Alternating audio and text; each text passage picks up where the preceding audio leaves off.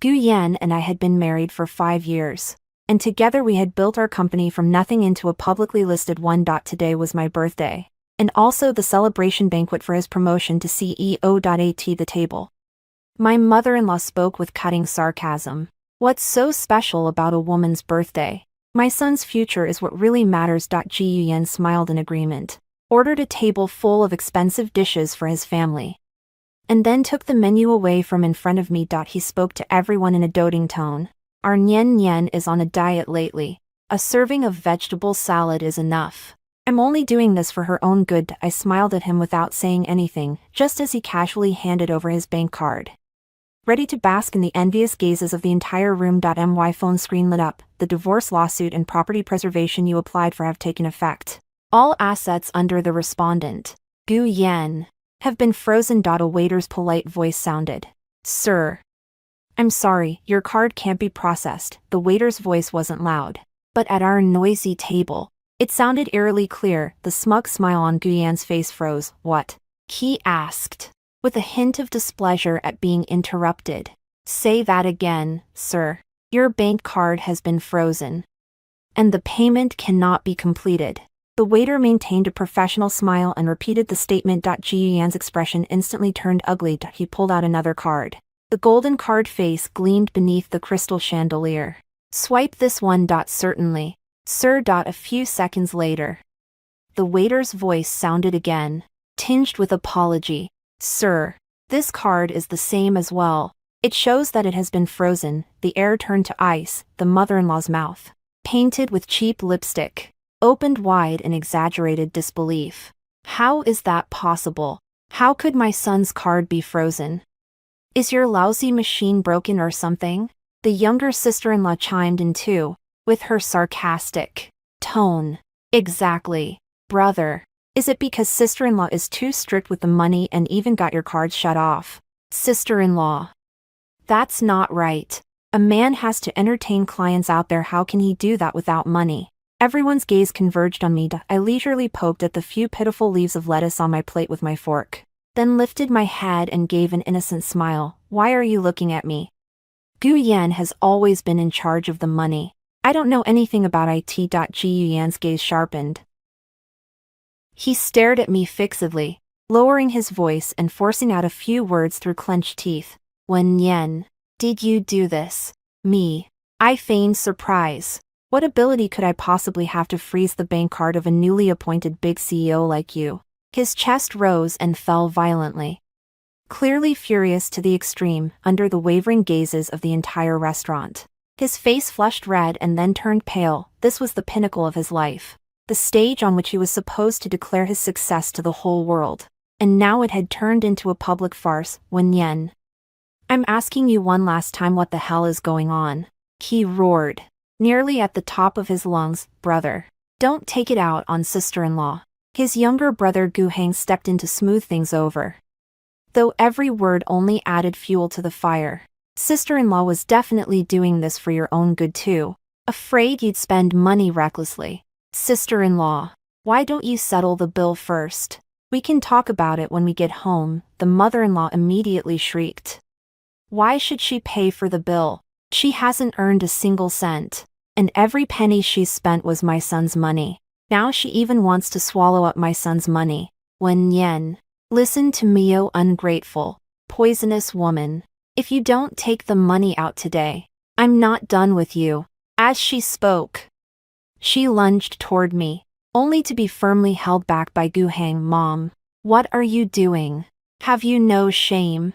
The restaurant manager hurried over after hearing the commotion, wearing an awkward, apologetic smile. Mr. Gu, you see, how about you use a different payment method? Gu Yan took a deep breath. He pulled out his phone, seemingly intending to make a transfer, only to discover that the payment functions in every app had stopped working. Cold sweat beaded on his forehead, and the look he gave me was no longer one of accusation, but carried a trace of fear. Meeting his gaze, I put the last leaf of lettuce into my mouth, chewed slowly, then gently set down my fork. Gu Yan, didn't you grandly announce that you were paying for everything today? I rose to my feet, adjusted the hem of my dress, and swept my gaze over his stunned family. What? Can't afford it. My words utterly shattered Guyan's pride. He suddenly seized my wrist. His grip so fierce it felt as though he meant to crush my bones. Wen Yen, what exactly do you want? I looked at his bloodshot eyes. And the smile on my face grew even wider. Just as everyone in the restaurant thought a fierce husband and wife battle was about to erupt, I merely spoke in a calm voice. Nothing. I just don't want to be your ATM anymore. He froze. I shook off his hand and, under the shocked gaze of him and his family, walked toward the restaurant entrance. As I passed the manager, I said softly, send the bill to the legal department of Nyan Technology. My lawyer will handle it. Guyan finally came to his senses. He caught up with me and grabbed me again at the restaurant entrance. Today, you're going to explain yourself to me clearly. You're not going anywhere. I turned to look at him, and there was no longer any of the tenderness that had once lived in my eyes. Guyan, I'm not going back to that so-called home. Guyan's arms were like iron clamps, locking around me tightly. Not going back. Wen Yen, you've gotten bold, haven't you? Who do you think you are, trying to pull this on me? His voice was thick with furious, exasperated threat. I looked at him and suddenly found it a little funny. Who am I? I am Wen Yen, the one who, when he had nothing and came to the big city with just 2,000 yuan in his pocket to make something of himself, took out the entire 5 million yuan compensation my parents had received and stayed by his side to found Nyan Technology. The company's name was taken from the two of us. He said he wanted these two words to become a legend in the industry. Back then, his eyes held the stars and the sea. And me. He would hand out flyers on the street all day just to buy me a limited edition lipstick I liked. When I was sick, he would clumsily try to learn how to make soup, then bring it to me and ask nervously, is it good? He would hold me and say, Nyan Nyan, when we have money, I will definitely make you the happiest woman in the world. I believed him. I stayed with him, crammed into a rental less than 10 square meters, ate instant noodles with him for a month, and watched him be turned away time and again by investors when the company was at its most difficult. I mortgaged the only property my parents had left me, just to buy us a chance to breathe. That night, he held me and cried. He said, Wen Yen, Guyan, will never fail you in this lifetime, but people do change. When Nyan Technology was successfully listed, and he went from a penniless young man to President Gu, with a net worth of hundreds of millions, the stars in his eyes turned into desire and calculation. He began to dislike the way I dressed so plainly, saying I embarrassed him.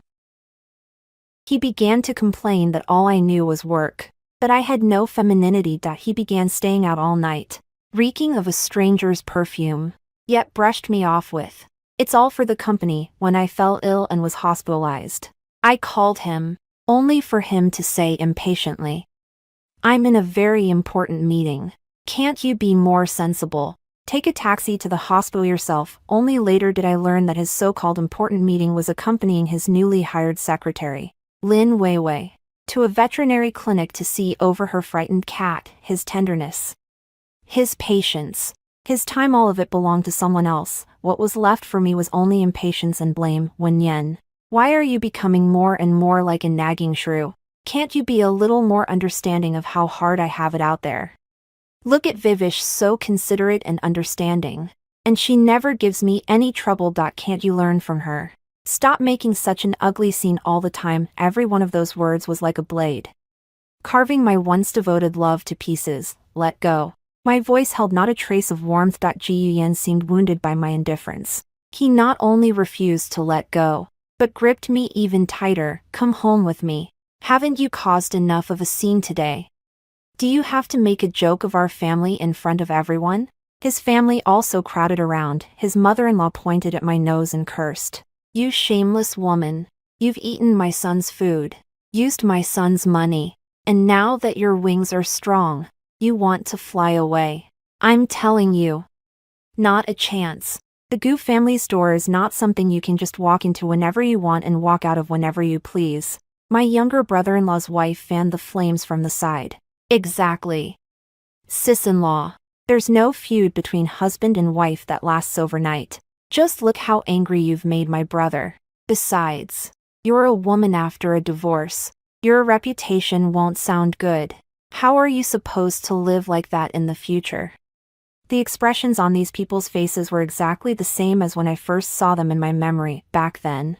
They had surrounded me like this too, sizing me up from head to toe with those critical eyes.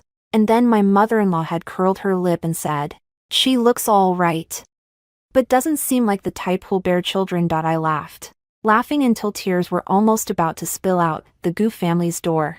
I looked at Gu Yen. Gu Yen, have you forgotten whose name is on the villa we're living in now? Who paid for the luxury car you drive?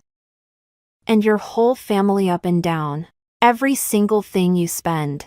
Whose money do you think it is? I paused, then said word by word, "Mine." When Yen's money. Ji Yan's face went deathly pale in an instant, taking advantage of his momentary daze. I wrenched my hand free from his grip with all my strength. At that moment, my phone rang.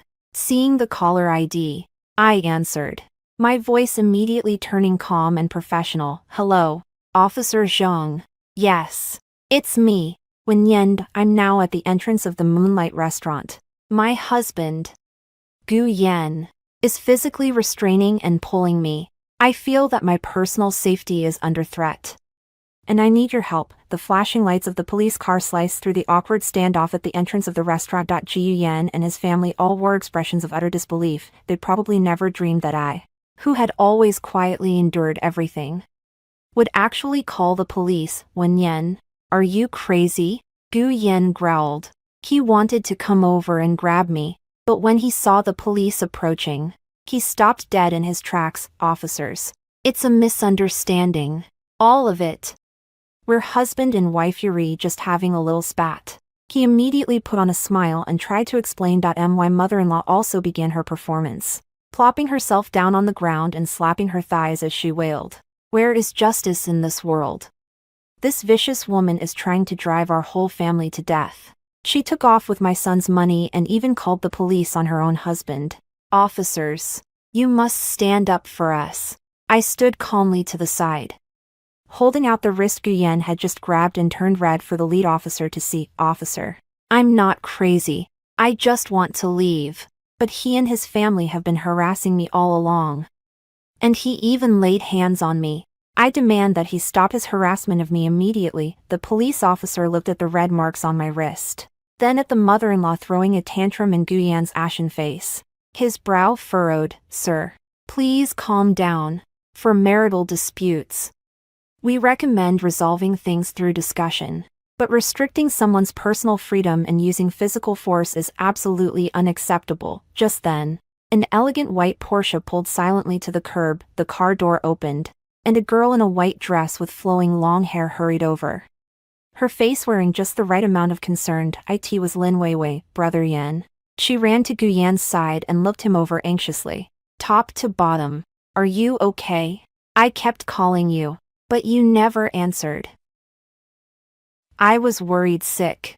Her eyes were fixed only on Gu Yan, completely ignoring me and the police standing beside him. Only after confirming that Gu Yan was fine did she turn her gaze to me.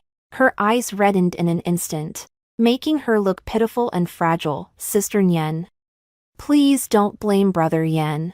It's all my fault. He got promoted today, and I was so happy for him that I toasted him a few extra times. He may have drunk a little too much. Please, don't be angry with him." Her words seemed to be defending me, but in truth, every sentence implied that Gu Yan had gotten into conflict with me because he drank too much while celebrating with her. She had bound herself tightly to Gu Yan, and I had become the unreasonable one, the villain who ruined their good time. The moment Gu Yan saw her, the nerves in his body instantly loosened, and concern filled his gaze. He turned back to look at me, the disgust and reproach in his voice nearly spilling over. "Wen Yan, do you see this? Learn from Weiwei. She's so much more sensible than you, the legitimate wife. All you do is make a scene and embarrass me in front of everyone. What on earth is your heart made of?" I watched the two of them play off each other, and all I could think was that a grand annual drama was unfolding before my eyes. I laughed. The sound was crisp and clear, sounding especially jarring in the night air. "Understanding." I repeated the word. my gaze sweeping over Gu Yan before finally settling on Lin Weiwei's pure, flawless face. Gu Yan, do you really think the whole world should revolve around you? Your assets were frozen because I filed for divorce with the court and applied for division of marital property. I looked at his face as it turned ghostly pale in an instant and went on, your prized CEO position. Sorry. But the equity holding agreement you signed with me clearly states that I hold absolute controlling power over 70% of Nyanyan technology.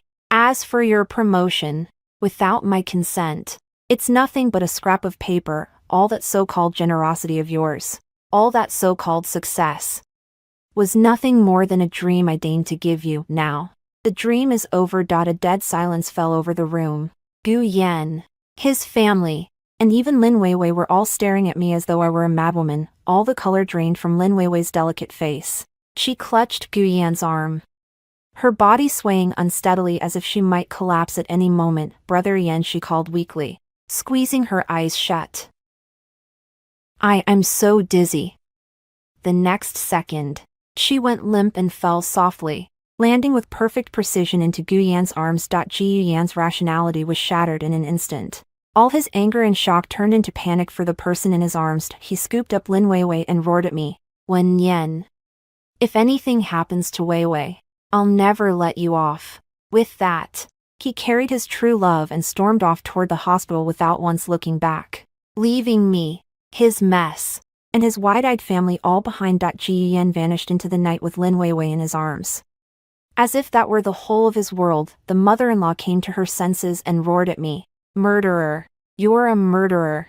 If anything happens to Vivi and the child in her belly, I'll make you pay with your life. The child in her belly. I caught that key phrase. That's right. My mother-in-law seemed to have seized on my weakness, her voice growing even shriller. Vivi is already carrying the Gu family's bloodline. You barren hen, clinging to my daughter-in-law's place. And now you want to kill my grandson too. You'll come to a terrible end. I ignored her curses and calmly finished the statement, then turned and left under the gazes of the crowd, some venomous, some eager for a spectacle. The night wind brushed against my face, cold, yet it left me startlingly awake. I didn't go home. Instead, I went to the apartment I had rented a month ago. It wasn't large, but every piece of furniture had been chosen by me personally. There was no trace of Gu Yan here, no scent of his family, only the quiet, peaceful air that belonged to me alone. After showering, I sat down on the sofa. My phone screen lit up with an unfamiliar number. I answered. From the other end of the line came Gu Yan's voice, thick with restrained anger, with the hospital's usual cacophony in the background. Wen Yan, are you feeling very pleased with yourself right now? I said nothing, listening in silence. You poisonous woman, are you satisfied?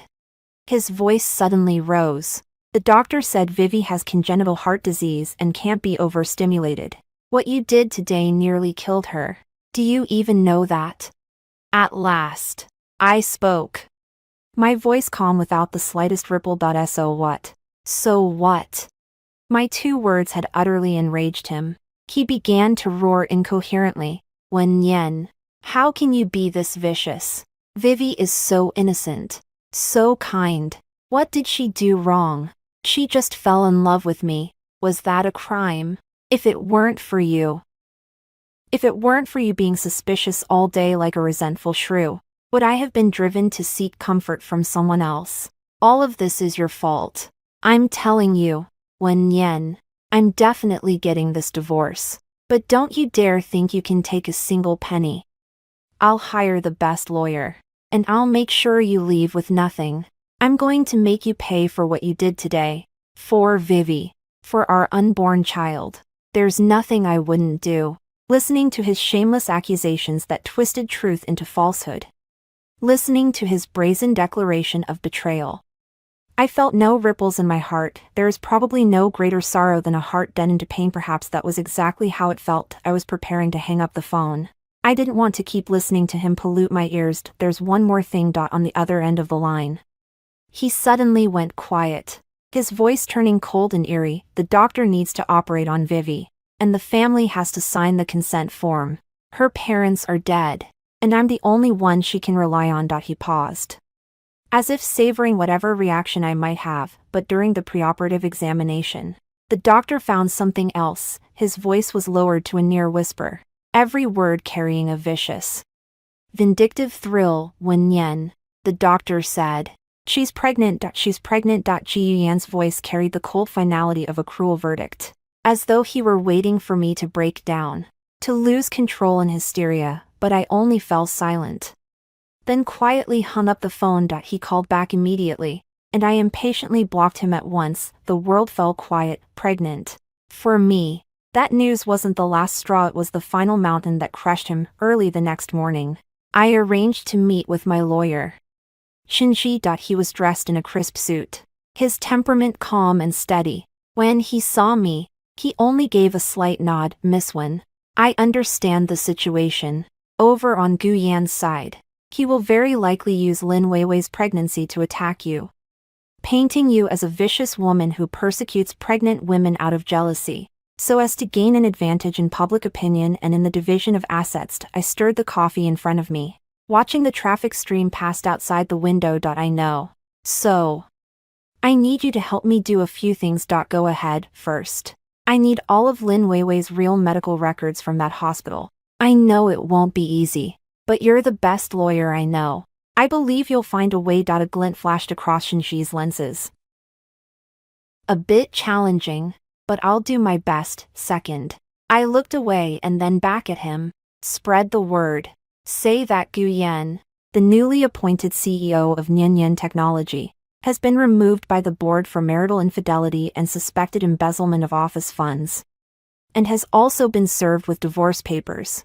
All assets under his name have been frozen. A barely perceptible curve touched the corners of Shinji's mouth, cutting off the fuel at its source. I like it. The news quickly spread through the back channels of a few financial media outlets, although it didn't make the headlines. In that so-called upper-crust circle of theirs, it was enough to stir up a storm. Ji Yan's so-called brothers and friends all became unreachable overnight. The bank's debt collection calls were probably about to blow up his phone, too. That afternoon, I received a call from my mother-in-law. The moment the call connected, her hysterical shriek came through the line. Wen Yan, you wretched, damned woman, are you trying to drive our whole family to its death before you're satisfied? What has my son ever done to deserve this from you, that you'd ruin him like this? A woman like you who can't even have children deserves to be alone and miserable for the rest of her life, with no one to even collect your body when you're dead. I didn't even twitch an eyebrow at her curses. Done. I asked. My calm seemed to choke her off for a moment. I finished speaking. I'm informing you of one thing. The Guanlon villa you're living in now is registered under my name. You have 24 hours to get out of my house. Otherwise, I'll have the security guards throw all your things into the street. From the other end of the line came my mother-in-law's sharp intake of breath and the sound of something shattering. I didn't listen any further and hung up directly. By evening, Shinji's call came through. There was a trace of excitement in his voice. Miss Wen, I got it. Go on. You were right. That medical record is very interesting. Shinji let out a soft chuckle on the other end of the phone. Lin Weiwei does indeed have a minor heart problem, an irregular heartbeat, but it's nowhere near severe enough to require surgery, let alone some congenital heart disease that means she must not be emotionally stimulated. The most crucial thing is, he paused, then said each word slowly and deliberately, there is not even a pregnancy item in her examination report. Not pregnant. Everything was exactly as I had anticipated. That so-called heart disease and the child were nothing more than weapons they used against me. Props. Gu Yan used to highlight his own deep affection and sense of responsibility. Send him the summary of this report. I said to Shinji, only the summary. Right. Let him know that I know, but not let him know exactly how much I know. A few minutes later, my new phone number was bombarded by a string of text messages, all from Gu Yan. Wen Yan, where did you get this thing? It's fake. In order to frame me, you actually forged a medical record. Vivian is truly gravely ill. You can't believe this fake report. Wen Yan, answer the phone. Let me explain. After the barrage of text messages came a relentless series of deadly calls. I let the phone vibrate on the table, savoring the name on the screen as it kept flashing. Only when it was about to hang up automatically did I finally pick up at a leisurely pace. Hello, Wen Yan. Gu Yan's voice was full of agitation and frustration. You finally decided to pick up. That report is fakey, it's you slandering me. Slandering Wei Wei. I ignored his defense and spoke in a casual tone. Gu Yan. I'm in the conference room at Nianyan Technology right now. The silence on the other end of the line stretched on. Do you know? The company's board members are holding an emergency meeting right now, discussing whether to remove you as CEO and elect a new one. I spoke in the gentlest tone, saying the cruelest words. Guess who that might be? When Nian knew his voice was filled with fear. Oh, right. I forgot to tell you. Back then, to avoid certain startup risks, all the equity agreements you signed were actually held in my name. In other words, this company, from start to finish, has always been mine alone. You, Gu Yan, are nothing more than a highly paid hired hand I employed. Now, you're fired. I could clearly hear the heavy, desperate sound of his breathing over the phone. I ended the call and switched my phone to silent. The conference room door was pushed open, and my assistant walked in, followed by all the company's directors. Their eyes on me were filled with reverence and a hint of ingratiation. Chairwoman Wen, Director Li, who stood at the front, spoke first. We are in unanimous agreement that you should resume your position as chairwoman and CEO of Nianyan Technology and lead the company out of this negative impact. I nodded and took my seat at the head of the table. The place that belonged to me. Everything had returned to normal. Just then, the assistant's expression changed slightly. He handed a tablet computer to me and said in a low voice, President Wen, please take a look at this. On the tablet was a live stream video that was spreading like wildfire. In a hospital room, Lin Weiwei was wearing a patient gown with gauze wrapped around her wrist. She was facing the camera, crying so pitifully that her tears seemed to bloom like pear blossoms. I don't know what I did wrong. I just fell in love with someone I shouldn't have. It was Wen Yan. It was her who forced me. She took away everything from Brother Yan, and she even wants to force us, mother and child, to death. I really can't go on living. Gu Yan, standing beside her, looked haggard and wore a pained expression as he held her tightly, denouncing her before the camera. My wife, she's too ruthless. I will definitely protect Vivi and our child. The livestream chat was filled with curses aimed at me in sympathy for them. My assistant looked at me worriedly, but I smiled. Let them perform. I lifted my head and looked at my board members. Get ready. Hold a press conference at 10 a.m. tomorrow. Lin Weiwei's suicide stunt and Gu Yan's heartfelt accusations had successfully ignited the fury of the internet. Topics like Wen Yan the vicious woman, feeling sorry for Lin Weiwei, and Gu Yan, the perfect man were pushed to the top of the trending searches. My social media accounts were overrun by angry netizens, and the stock forum on the company's official website was also flooded with all kinds of bearish comments and abuse. A company with a boss like this, blacklisted for life. Boycott Nianyan Technology. Make that vicious woman go bankrupt. Being a mistress is wrong, but the pregnant woman is innocent. This Wen Yan is terrifying. The company's PR department was running around in a panic, and Shinji called as well, his voice carrying a hint of gravity. Wen Yan, public opinion is very unfavorable to us. They're trying to use moral coercion to nail you completely to the pillar of shame. I know. I was trying on the outfit prepared for tomorrow's press conference. A sharply tailored white suit. Let them make a scene. The bigger the better. If I don't draw in the whole audience, how am I supposed to put on this show? There was a few seconds of silence on Shinji's end, and then he laughed. All right. Then I'll help you fan the flames. At 10 o'clock the next morning, the press conference for Nianyan Technology was packed to the rafters.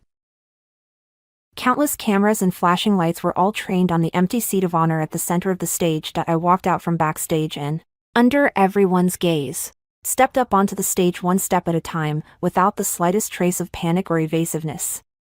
I met every scrutinizing gaze with composure. The reporters, like sharks scenting blood, immediately began firing questions. Chairman Wen, how do you respond to Miss Lin Weiwei's accusation that you forced her to commit suicide? Chairman Wen, Mr.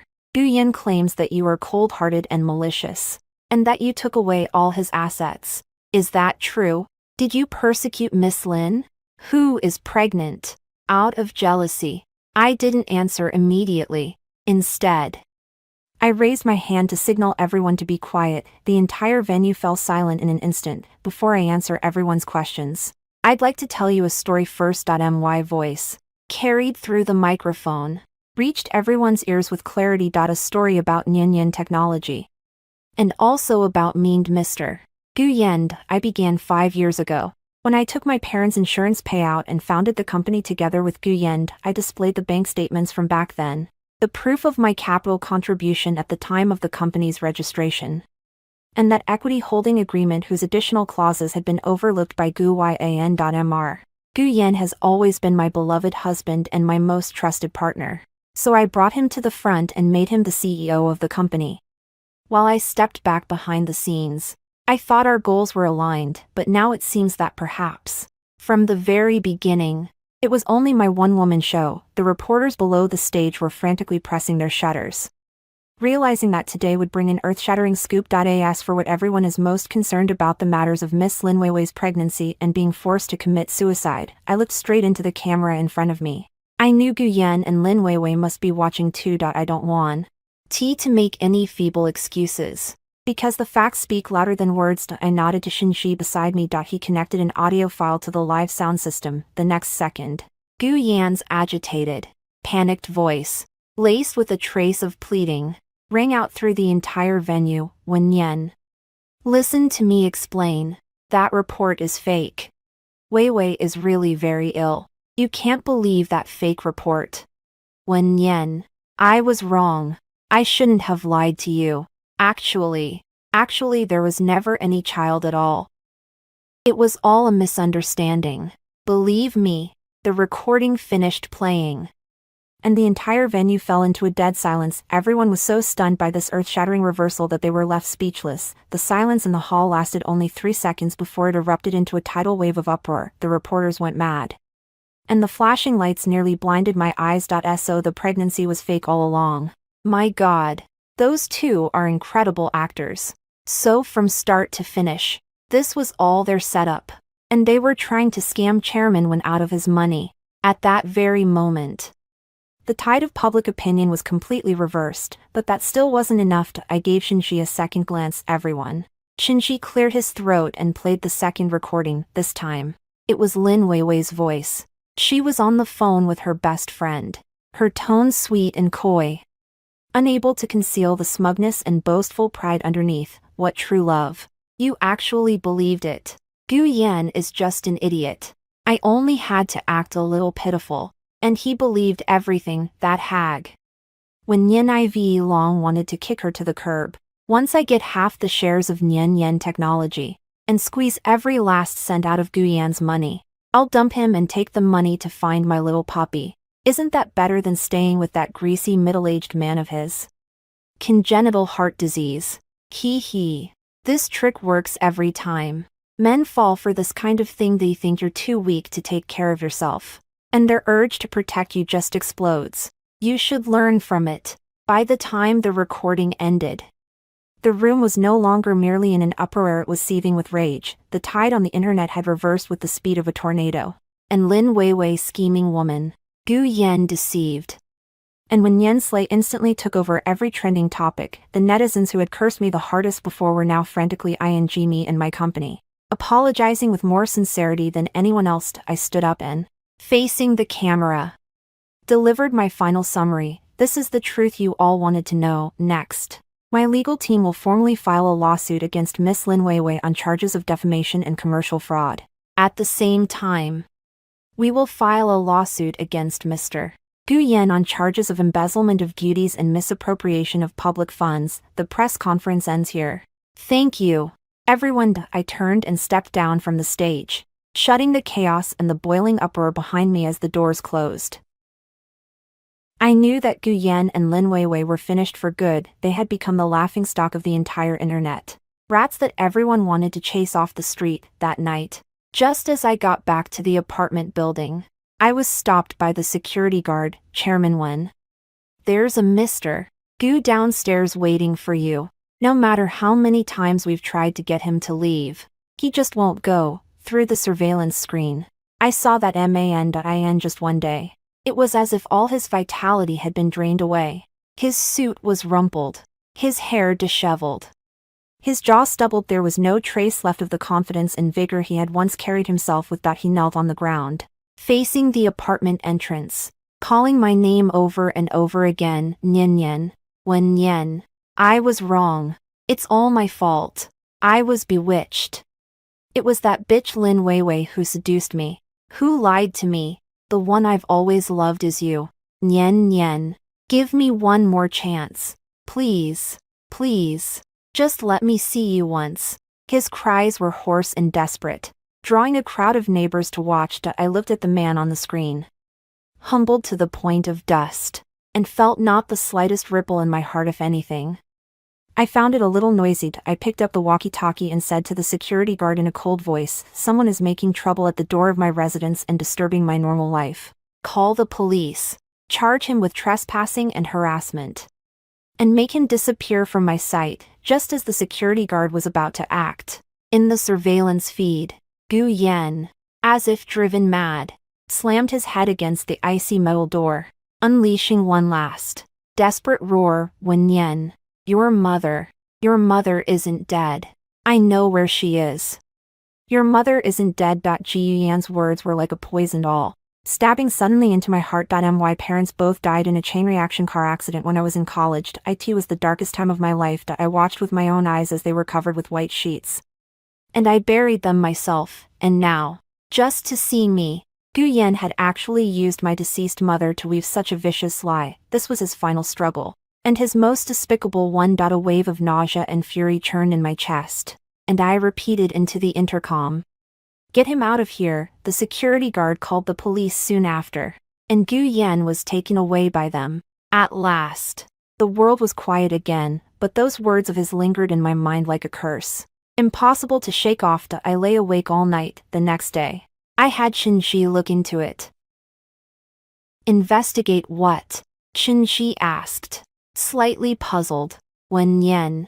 He's obviously just a cornered dog lashing out and talking nonsense." I know. My voice was a little hoarse, but I want a definite answer. I want to make him give up completely. The investigation results came out quickly, just as expected. My mother's death certificate, her cremation certificate, the hospital's death records, everything was genuine and valid. She was indeed no longer in this world. Gu Yan was still sending me messages in all sorts of ways, the contents disjointed and rambling, yet with only one core message: Nyen Nyen. I didn't lie to you.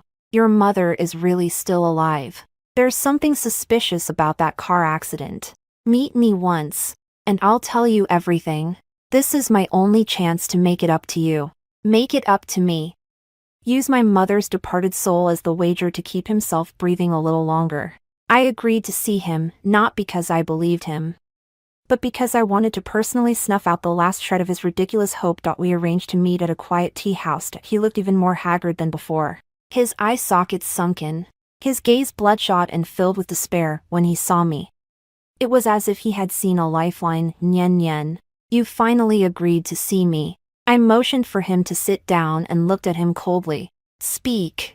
I'm giving you 5 minutes. When you're done, get out." He trembled as he took a stack of documents from his bag and pushed them toward me. "Nyen Nyen, look at this first." They were payment records. The payee was a private sanatorium in a neighboring city. The amounts were not small. Ever since our company went public, there had been one every month. Your mother, she had a twin sister. And your father never told you. Gu Yan's voice was urgent and incoherent. On the day of the car accident, your aunt was in the car too. She survived, but her brain suffered severe damage. She became mentally unstable and lost all her memories after your father passed away. I was afraid you'd be heartbroken, so I secretly arranged for her to be admitted to this nursing home.